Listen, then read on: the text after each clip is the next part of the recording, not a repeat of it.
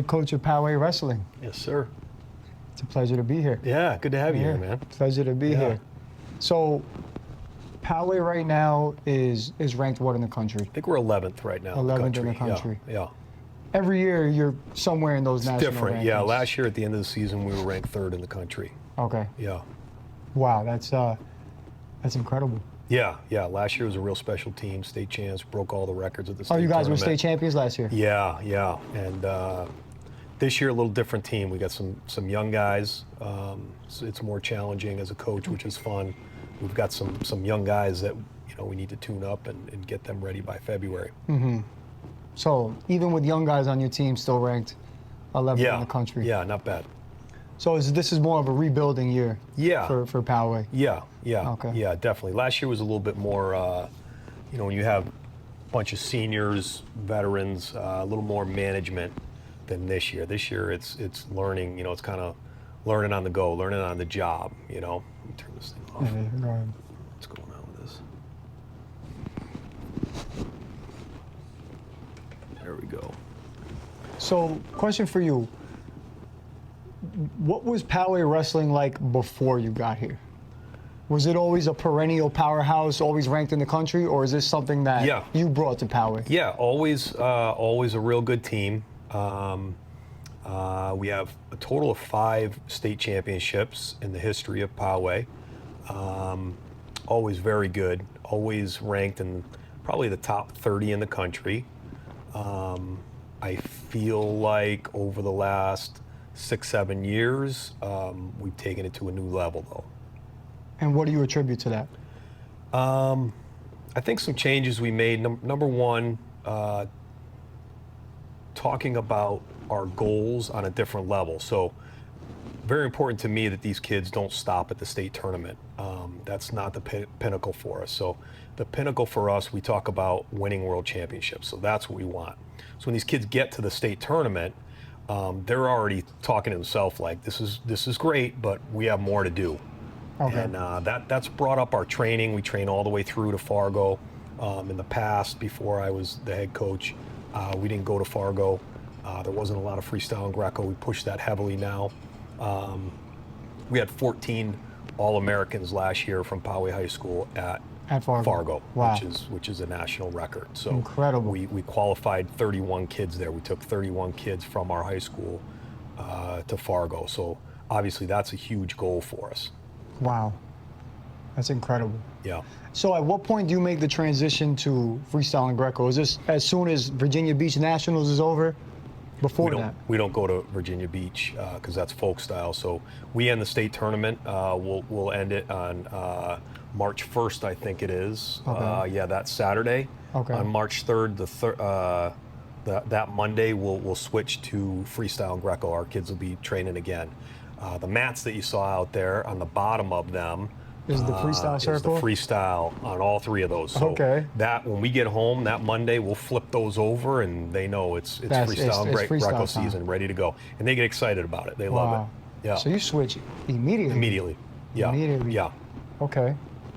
Wow. I'm actually a firm believer in freestyle and Greco. Yeah. I think it just makes you an overall better wrestler. Absolutely. Very important to kids. There's aspects about freestyle and Greco that are going to make you a better folk style wrestler and just a better wrestler overall. I think freestyle and Greco is a lot more upper body and paying attention to throws and commanding the center of the mat because you get the push out, and I think that's some stuff that might get forgotten in folk style training. Some of the upper body stuff. Absolutely. And controlling the mat because in folk style people could play the corner and do the funk and stuff like that. So freestyle Greco, you got to stand your ground. Yeah. If not, you're getting hit. So. Yeah, I mean, freestyle teaches a lot of, when you get in a shot, a lot of folk style now is down on the mat, right? You get in a shot, there's a lot of scrambling down there. A lot of scrambling. You have to come up to your feet immediately in freestyle, so that's great.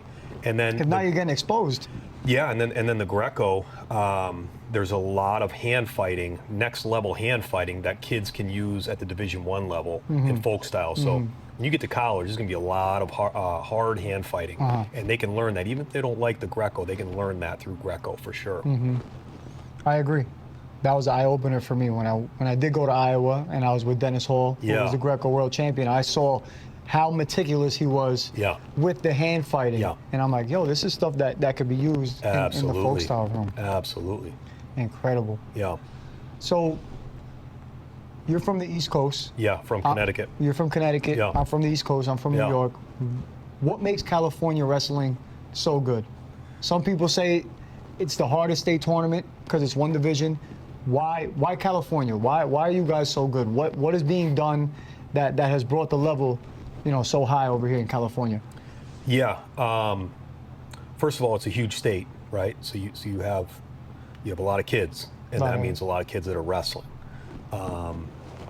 You also have 4 or 5 colleges here in California, a couple Division I schools. I think there's 3 of them that have wrestling also. So you have kids that are attending those schools, getting out and coaching after that as well, getting the kids good technique and good mentors for wrestling. And then I think we're a little bit different. I don't know if this is better than other places, but there's a huge emphasis on getting good on the feet in California, neutral. And that shows in the freestyle as well. California's been really good at Fargo and freestyle for a long time. And I think that's attributed to a lot of knowledge of wrestling on the feet. Now that does take away, everybody says the East Coast is a lot of riding and top and There bottom. is, for sure. And so that does take away from a little bit of that, I think. But California's known for being really good on the feet because there is an emphasis on that. I would say you're definitely right about that. Back home in New York, we do a lot of, we call it the Griffin roll, Yeah, yeah. roll through tilt. Yeah. We share borders with Pennsylvania and New Jersey, and they're doing all that too, hard riding. But I think, my opinion, I think the most important, position is neutral because Yeah. that's where you start, Yeah. and that's where you can score the most points. Right. So, Right. focusing on your feet isn't necessarily bad. And Right. the pinnacle of this sport is freestyle. Right. So, Yeah. it's the Olympics, so Right. there's no riding in the Olympics. That's right. Barely you go on top, Yeah. you get your gut wrench, but Yeah, for the you most gotta part, get the takedown first, yeah, you right? got to get your takedown first. Yeah. So that's not Yeah. a bad thing. Yeah. Yeah. Now, has California always been a one division state tournament? I believe it's always been a 1 division state tournament. Okay. Yeah. Yeah. So what's the layout of the bracket? What is it? 32. 43-man bracket. 43-man bracket. There's a couple out brackets. Yeah, there's a couple pigtails, you call them. Yeah, it's over 3 days. The girls and the boys wrestle. Oh, it's a 3-day tournament. Yeah, It's like 3 now. NCAAs. It used to be 2 days, and then when they added the girls to it, they jumped in too. So it's a 3-day tournament. Okay. It is tough. You think about one state tournament for the state of California. Huge state. That's huge. That's amazing, and it's great to watch. It's great. So how do you qualify for the California State Tournament? Like, what's the process to even make it there? So some areas have a league to go to, and then they have league, and then we have what's called CIF. Okay. So here in San Diego, we don't do league, but your CIF is broken up by divisions 1 through 4. 1 being the biggest population in your school, and 4 being the smallest. So those are separated, and then qualifiers from that are different for each CIF. And then we go to what's called San Diego Masters. So every section has a Masters. And here in San Diego, you're allocated four qualifiers for the state tournament. You go some other places, you go up in like Clovis District, they get, I think, 10 kids to the state tournament. And after the Masters so it's top 4 of the Masters, then it's the state tournament. Then it's the state tournament. And then you said 43. Yeah. Yeah. It's tough. Yeah. It's really and it places to 8, right? Top 8. Top 8. Yeah. Okay. Yeah. Interesting. Yeah. Yeah, in New York, at least when I was in high school, I believe it changed now. Now they place up to 8 in New York. Yep. Before it used to be just 6. Yeah.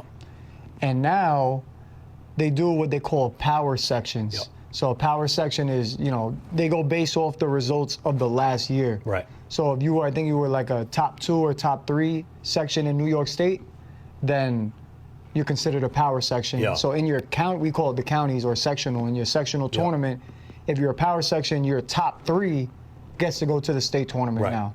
Right. But if you're a weaker section, you only get 1. Yeah.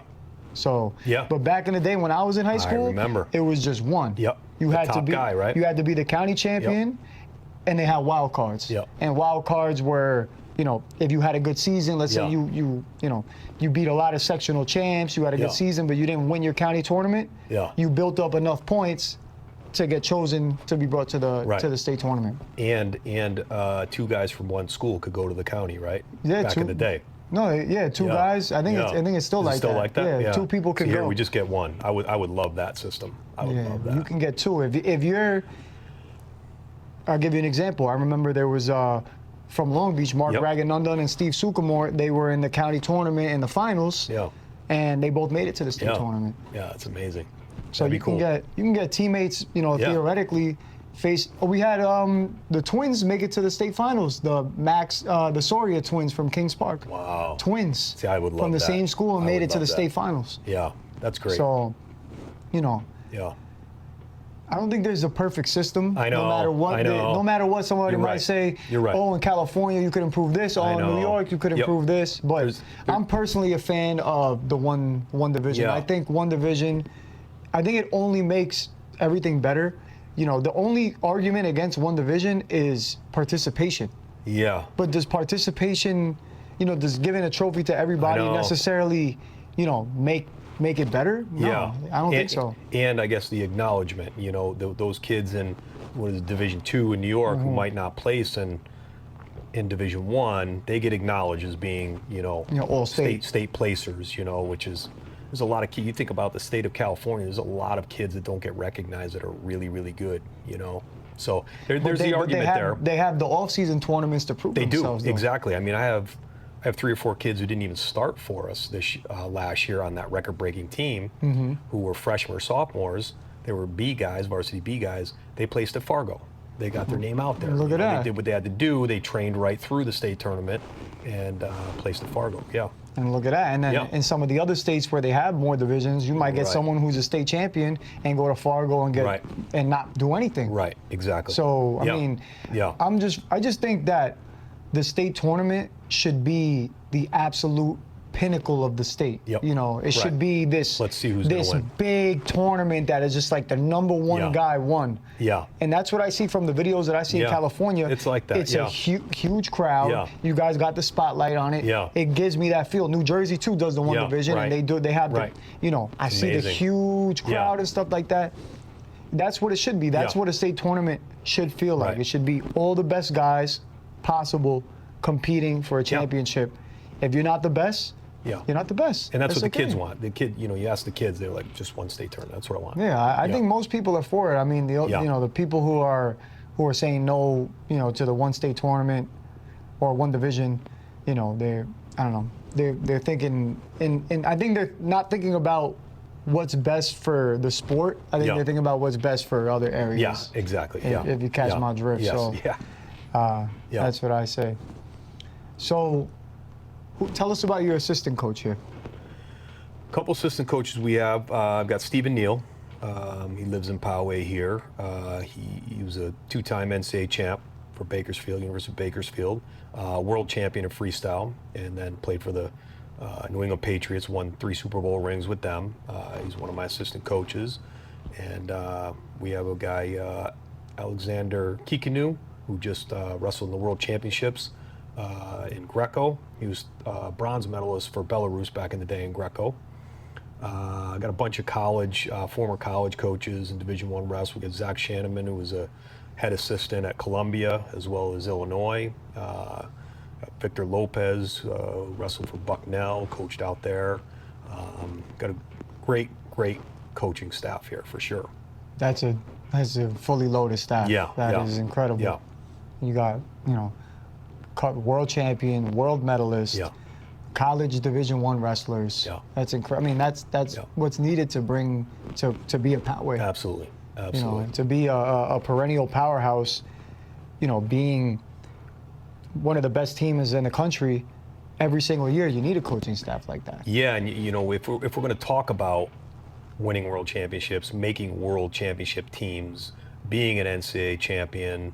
I want to have guys here on our coaching staff that have done it, been around it. I think we have 4 or 5 coaches who wrestled Division I also. So even if they haven't been All-Americans or national champs, they've been around guys that have. They've been around coaches who have coached those guys. So there's a really good knowledge for the highest level of wrestling in our room for sure. That's incredible. Yeah. And you were saying before that you had, how many people tried out for the team this year? We had 135 kids try out for the team this year. We made cuts for the first time in history of Poway Wrestling. We have 87 kids on the team right now. Yeah. Some people have trouble even filling up a whole lineup. Yeah. We do a really good job of promoting the sport here. We have 3 different kids programs that are going all week. We have really good coaches for that. We have, it's not dads running the program, the kids program. It's Division I wrestlers that are running that. So we try really hard to promote the sport here. So over here, being a wrestler is cool. I hope so. It's something I think so. Because I feel like something that I've noticed with wrestling is, you tell everybody's excited to play football. Yeah. Everybody's excited to play basketball because it's this, right. It's a flashy sport. Right. Guys are getting the girls, the football players, the basketball players, that's, and, honestly speaking, that could be why a lot of kids might even get into a sport. They say, sure. oh man, I want to be, I want to be cool, I want to be popular and stuff like that. I think wrestling doesn't always have that appeal that some of the other mainstream sports does. Right. So again, we do a really good job, I think, of promoting the sport. Number one, we in the last few years, so we do a really good job of promoting the sport through a few different ways. And number one, we've had some really big dual meets in the last few years. We really hype it up. We fill our gym to standing room only for those big dual meets. We get the community involved as well in our dual meets and what we're doing. We do community service every year. We get our name out there. And then probably the biggest thing I would say is the way that our wrestlers operate off the mat as well. So we push academics, of course, at a very high level on the wrestling team, and the behavior in the classroom and in the community as well, so that people realize, teachers are behind us 100%, administrators, because our kids do so well in the classroom and they're leaders on campus. People want to be around these kids, hopefully, and that's something we worked really, really hard at on a daily basis. And that means that I have to spend extra time visiting teachers, visiting classrooms during the day. I'm a teacher here, and so I go right in the classroom sometime and check on my kids, and the teachers all know when they see Coach Meyers walking down the hall, they need to come and talk to me about the kids that are in their classroom, how they're doing, what they can improve on. So it's a very high standard there as well. Wow. And when your program is built on those good ideals, those good values, people want to be around it. They want to be part of it. And so I think we do a good job of that. It creates this culture, like you said. Yeah. Big culture. Wow. That's incredible. 130 something kids trying out for the team. Yeah, it's great. And you guys have your own facility here. Yeah. So this building that we're in right now is dedicated strictly to wrestling. Correct. The Doc Monday Wrestling Center at Poway High School. 2 wrestling rooms, a weight room, coaches' offices, a foyer. And this is also a regional training center. Yeah. The only one. Olympic Regional Training Center. The only one in a high school. Only one in a high school in the United States. Yeah. Incredible. Yeah. And how did that happen? How were you able to, make this an RTC? So when I became the head coach here, first thing I did was hire one of my former wrestlers, who was a big businessman. I hired him as my president, and we changed things from parents being, the head of the foundation to a business person.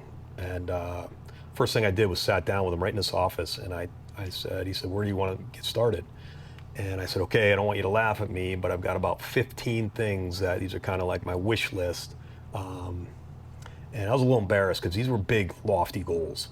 and I gave him the sheet That's, of paper. that's a lot to throw at someone. 15 things. You know. And he read through them, and one of them was to become a regional training center for us and get guys training for the Olympics and the World Championships here alongside of our high school kids.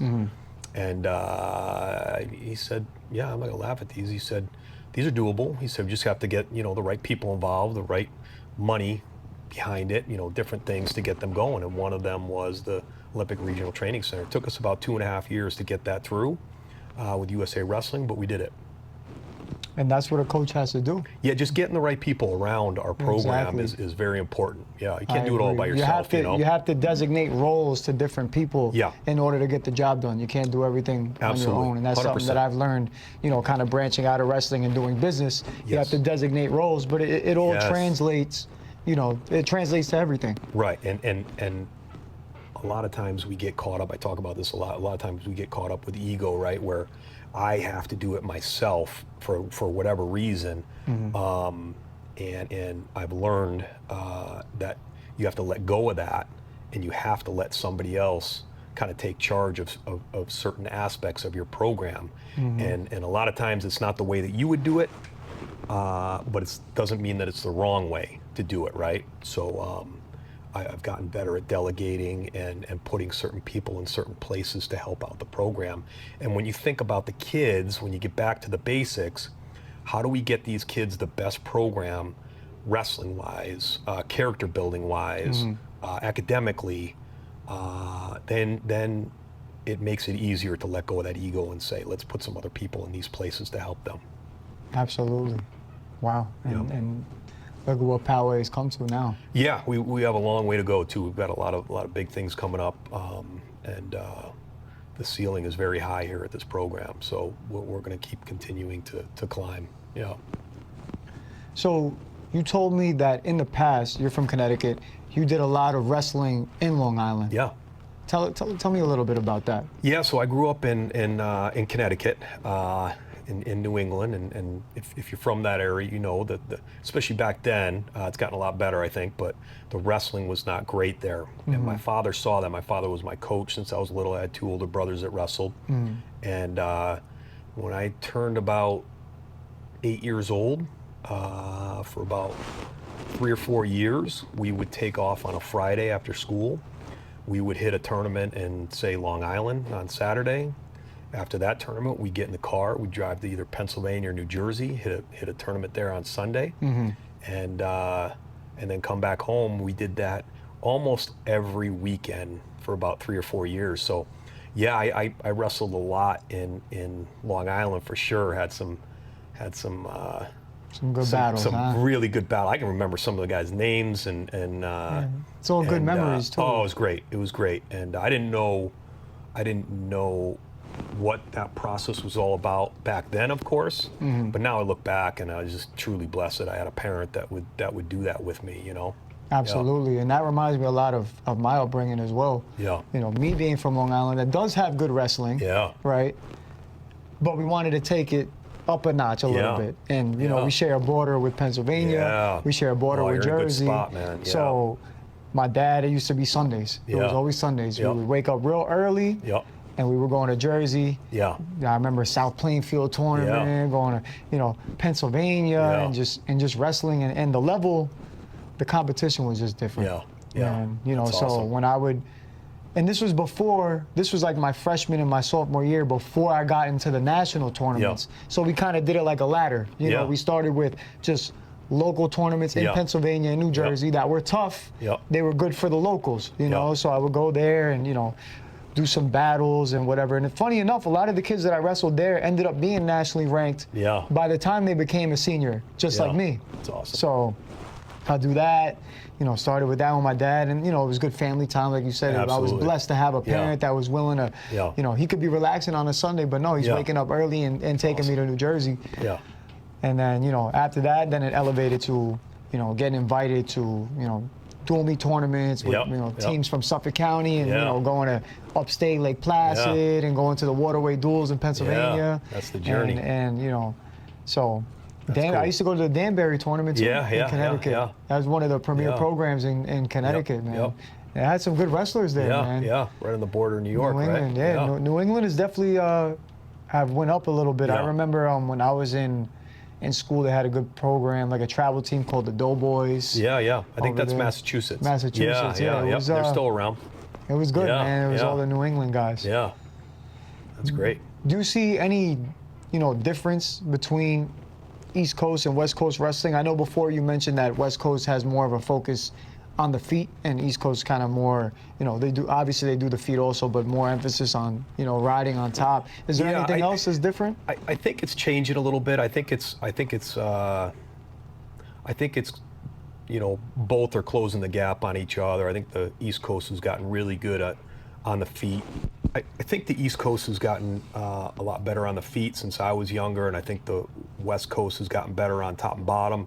I heard somebody talk about it one time where the difference could be that on the East Coast they'll let a guy on top ride the entire period, trying to turn a guy. Where here on the West Coast, a lot of times they would stop the match, call stalling, stalemate, something like that, because they want to see it on the feet.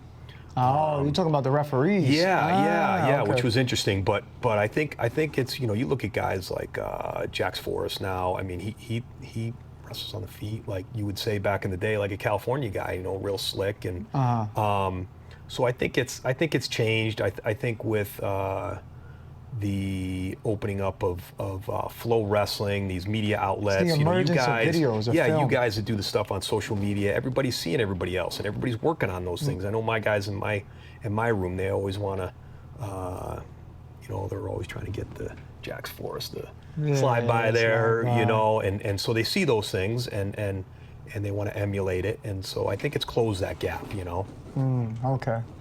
Yeah, I agree. I believe with the emergence of video, everybody's seeing each other. Yeah. And you could just just watch and this Yeah. guy does. There's no really like a regional style anymore. Right. I think it's just you're good or you're not. And I'll tell you here, we emphasize, we're pretty good on our feet, but we emphasize pinning. I mean, I think we had 37 pins at the state tournament one year, and so it depends on that program, that individual program as well. You can probably see it in New York differences too.